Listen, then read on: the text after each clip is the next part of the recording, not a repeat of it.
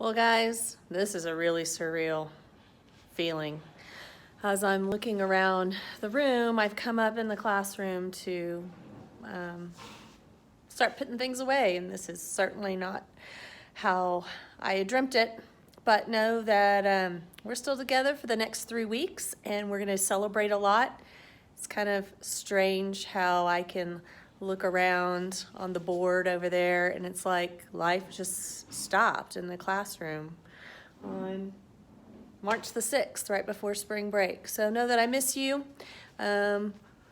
Next week, we're going to be starting getting ready, preview for your high school lessons, because you guys are ready to go to high school. It's weird to think that this week would be the week that we would be doing our STAR testing for science and social studies, which I'm so glad that we're not doing.